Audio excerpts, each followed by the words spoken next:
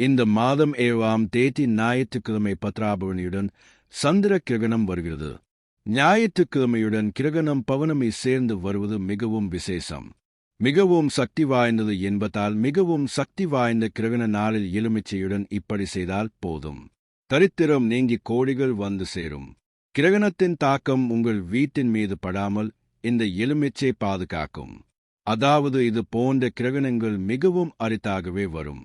பெரிய ரிஷிகள், முனிவர்கள், பெரிய மகான்கள் மற்றும் அறிஞர்கள் இது போன்ற ஒரு நாளுக்காகவும் இந்த சிறப்புமிக்க திதிக்காகவும் காத்திருப்பார்கள். இந்த நாளில் நாம் எந்த பரிகாரம் செய்தாலும் அது நமக்கு அற்புதமாக சித்திக்கும்.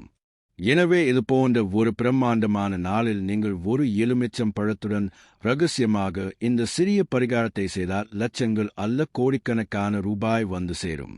வறுமை அனைத்தும் உடனடியாக நீங்கிவிடும். அதாவது பல வழிகளில் தரித்திரவாதிகளுடன் நாம் போராடிக் கொண்டிருப்போம். பல வகையான உடல் நல பிரச்சனைகள், மனநல பிரச்சனைகள், வீட்டில் அடிக்கடி சண்டைகள் நடப்பது, வீட்டு ரீதியாக ஒத்துழைப்பு இல்லாதது, மன அமைதியே இருக்காது. கடவுளே, நாங்கள் என்ன செய்தோம்? என்ன பாவம் செய்தோம்? எங்கள் மீது ஏன் பழி வாங்கினாய்? எங்களை ஏன் இப்படி அழ வைக்கிறாய் என்று கடவுளை நிந்தித்துக் கொண்டிருப்பார்கள். நம் கழுத்தங்களை யாரிடமாவது சொல்லலாம் என்றால் அவர்கள் எங்கே சிரிப்பார்களோ, எங்கே அற்பமாகி விடுவோமோ என்று யாரிடமும் சொல்ல முடியாமல் எங்களுக்குள்ளேயே வைத்துக்கொள்ள முடியாமல் மிகவும் வேதனைப்படுகிறோம். அது பணரீதியாக இருக்கலாம், கடன் பிரச்சனைகள் இருக்கலாம், உடல்நல பிரச்சனைகள், கணவன் மனைவி சண்டைகள் போன்ற எந்த பிரச்சனையாக இருந்தாலும் இந்த எலுமிச்சையுடன் கிரகண நாளில் இந்த பரிகாரத்தை செய்தால் அந்த பிரச்சனை ஒரு நொடியில் மறைந்துவிடும். இது மிகவும் சக்தி வாய்ந்த பலனை தரும். எலுமிச்சையை பற்றி நாம் சொல்ல எதுவும் இல்லை. எலுமிச்சை மனிதனின் வாழ்க்கையையே மாற்றுகிறது. அதாவது மனிதனின் தலைவிதியை பிரம்மா இழுத்திய தலைவிதியை பிரம்மாவால் மாற்ற முடியாவிட்டாலும் எலுமிச்சைக்கு மனிதனின் தலைவிதியை மாற்றும் சக்தி உள்ளது என்று சாஸ்திரங்கள் கூறுகின்றன. எலுமிச்சை என்பது இயற்கையால் நமக்கு வழங்கப்பட்ட ஒரு வரம். எலுமிச்சை மரமும் ஒரு தெய்வீக மரம்.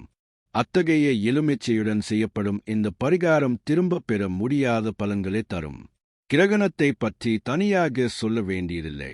கிரகணம் என்பது பரிகாரங்களுக்கு பெயர் பெற்றது. கிரகணத்திற்காக காத்திருப்பார்கள். பெரிய பெரிய மகான்கள், ரிஷிகள், முனிவர்கள் போன்றவர்கள் கிரகணத்திற்காக காத்திருப்பார்கள். அதிலும் இந்த கிரகணம் ஞாயிற்றுக்கிழமையுடன் சேர்ந்து வருவது மிகவும் விசேஷம்.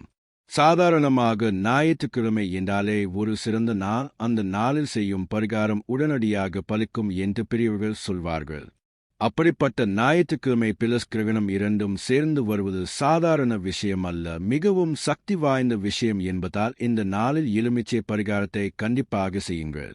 உங்களுக்கு என்ன கழுத்தம் நழுத்தம் இருக்கிறதோ அதை சொல்லி பரிகாரம் செய்ய வேண்டும். சிலருக்கு தரித்திரம் என்பது பிடித்து பேடிக்கிறது.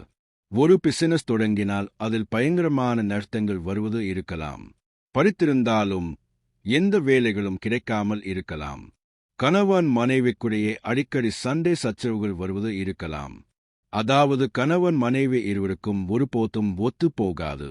இல்லை என்றால் மாமியார் மருமகள் சண்டை வரலாம், நாத்தனார் சண்டை வரலாம். இப்படி ஏதோ ஒரு வகையில் பிரச்சனைகள், சண்டைகள் வந்து கொண்டே இருக்கும். நாம் திண்டாடி கொண்டிருப்போம். அதேபோல் சில குழந்தைகளுக்கு எப்போதும் உடல்நல பிரச்சனைகள் வந்து கொண்டே இருக்கும். முக்கியமாக பலருக்கு கண் திருத்தி இருக்கும். கண்களின் பார்வைக்கு கருங்கல்லும் உடைந்துவிடும். கற்களை உடைந்தால் நாம் மனிதர்கள். மனிதர்கள் எவ்வளவு என்று சொல்லுங்கள். நாம் எவ்வளவு கவனமாக இருந்தாலும், எவ்வளவு புத்திசாலித்தனமாக இருந்தாலும், எவ்வளவு செல்வம் இருந்தாலும் இந்த கண்களின் பார்வைக்கு முன்னால் நம்மால் எதுவும் செய்ய முடியாது. தோற்று விடுவோம். மக்களின் கண்கள் எப்படி இருக்கும் என்றால் நமக்கு கழுத்தங்கள் இல்லை, நாம் படுப்போம். ஆனால் மக்களின் கண்களுக்கு பழைய உடைகளை அணிந்திருந்தாலும் அவை புதியதாகவே தோன்றும். சட்னியை போட்டு சாப்பிட்டாலும் பாயாசத்தை போட்டு சாப்பிடுவது போலவும், கஷ்டத்தில் இருந்தாலும் சந்தோஷமாக பிரகாசிப்பது போலவும் பிரகாசிப்பது போல தோன்றுவது. இப்படி மக்களின் பார்வைகள் மிகவும் பயங்கரமானவை. அவர்களுக்கு எதிர் வீட்டுக்காரர்கள், அக்கம் பக்கத்தினர் இருக்கலாம். எப்போதும் நம்மீதே கவனம் செலுத்துவார்கள். இவர்கள் என்ன செய்கிறார்கள், எங்கே செல்கிறார்கள், என்ன கொண்டு வருகிறார்கள், என்ன வாங்குகிறார்கள், என்ன மாதிரியான உடைகளை அணிகிறார்கள், ஏதேனும் தங்கம் வாங்கினார்களா, ஏதாவது வாங்கினீர்களா? இவரது கணவர் நிறைய சம்பாதிக்கிறார். இல்லையென்றால் இவரது கணவர் அழகாக இருக்கிறார் என்றோ அல்லது இவரது மனைவி அழகாக இருக்கிறார் என்றோ குழந்தைகள் நன்றாக இருக்கிறார்கள் என்றோ இப்படி எப்போதும் நம் வீடுகளின் மீதே கண் வைத்து பார்த்து கொண்டிருப்பார்கள். அந்த திருஷ்டிக்கு எவ்வளவு கவனமாக இருந்தாலும் நமக்கு கழுத்தங்களை கொண்டு வரும். நாம் அவர்களுடன் நன்றாக இருப்போம். இதற்கு அழுகை என்று சொல்லி நன்றாக பேசினாலும் அது கொஞ்ச நேரம்தான். மனதில் உள்ள கெட்ட இனத்தை யாராலும் நீக்க முடியாது அல்லவா? எவ்வளவு சிரித்தாலும் எவ்வளவு சிரித்தாலும் அந்த சிரிப்புக்கு பின்னால் விஷம் இருக்கும். இது அனைவருக்கும் பொருந்தாது. ஆனால் பெரும்பாலான மக்கள் இப்படித்தான் இருக்கிறார்கள். முன்னால் சிரிப்பு, பின்னால் வதந்திகள், அழுகை. அத்தகைய தீய கண் காரணமாக பல வகையான பிரச்சனைகளால் நாம் பாதிக்கப்படுவோம். சில பொறாமை கொண்டவர்கள் மற்றும் அதிக பகைமை கொண்டவர்கள் நாம் நன்றாக இருப்பதை பார்க்க முடியாமல் ஏதேனும் ஒரு தீய சடங்குகளை செய்பவர்களும் இருக்கிறார்கள். அப்படிப்பட்ட தீய சடங்குகளை செய்வதால் நமக்கு இருக்கும் சொத்துக்களை விற்க வேண்டி இருக்கலாம், கடன் பாலாகலாம், எந்த வேலைக்கும் செல்ல முடியாமல் மனதளவில் நோய்வாய்ப்பட்டு உடல் ஒத்துழைக்காமல் போவது, எப்போதும் உடல் வலிகள் என்று அடிக்கடி மருத்துவமனைகளை சுற்றி வருவது, எப்போதும் அது இது என்று பலவிதமாக கைத்தப்படுவோம். அப்படிப்பட்ட அனைத்திற்கும் எலுமிச்சை உங்களுக்கு மறுக்க முடியாத பதிலை தரும். யார் உங்கள் மீது கெட்டது செய்தார்களோ, யார் உங்களை அழைக்க விரும்புகிறார்களோ, அந்த தீமை அவர்களுக்கே திரும்பிச் செல்லும் வகையில் இந்த எலுமிச்சை பரிகாரம் நல்ல பலன்களை தருகிறது. அது மட்டுமின்றி கிரகணத்தின் விளைவையும் இந்த எலுமிச்சை பரிகாரம் முறியடிக்கும். கிரகண நாளில் எலுமிச்சையுடன் என்ன செய்ய வேண்டும் என்பதை இப்போது இந்த வீடியோவில் விரிவாக பார்ப்போம்.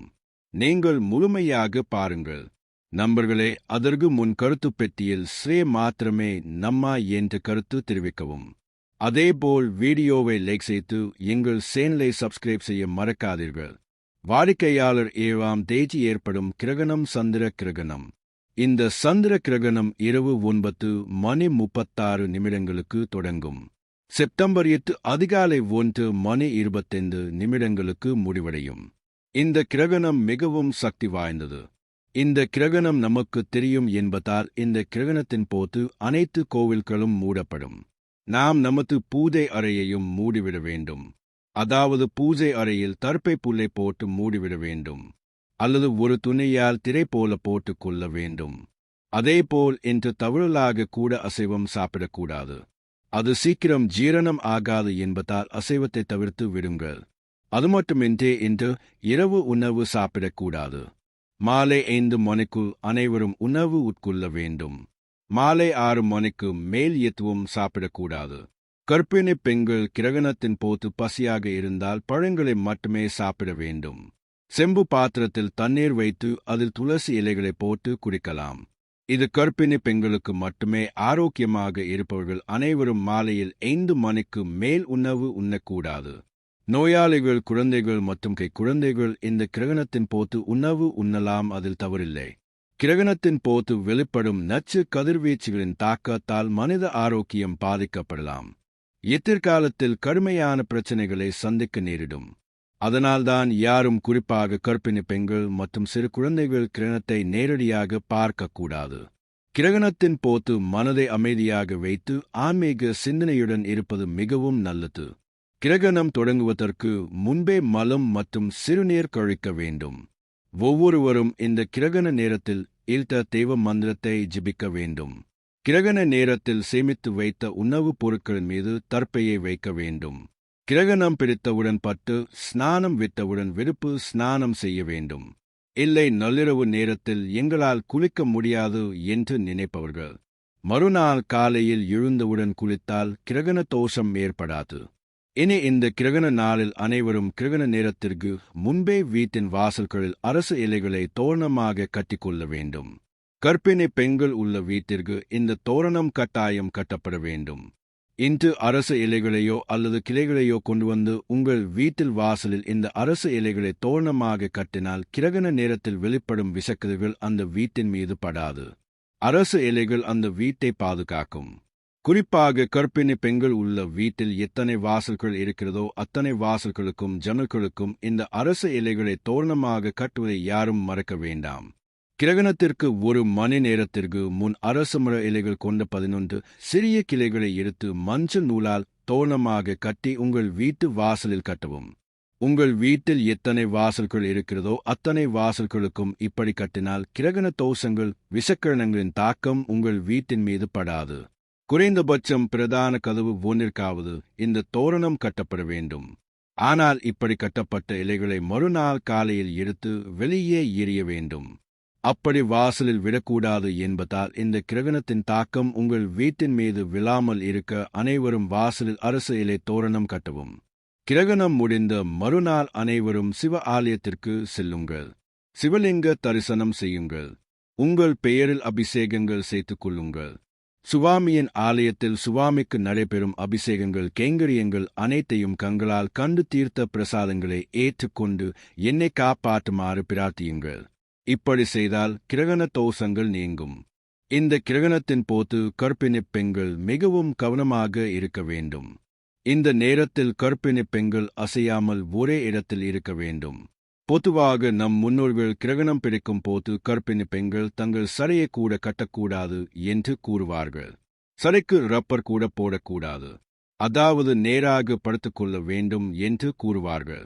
சுவிட்சையான் செய்வது அல்லது கத்தியால் வெட்டுவது அல்லது பாத்திரங்களை மூடுவது அல்லது சமைப்பது அல்லது துடைப்பத்தால் பெருக்குவது, இப்படி செய்தால் பிறக்கும் குழந்தைகள் பாதிக்கப்படுவார்கள் என்ற கருத்து அப்போதிலிருந்தே உள்ளது. அதனால்தான் இன்றும் நம் அம்மாக்கள் பாட்டிகள் அல்லது அத்தைகள் இது போன்ற வேலைகளை செய்ய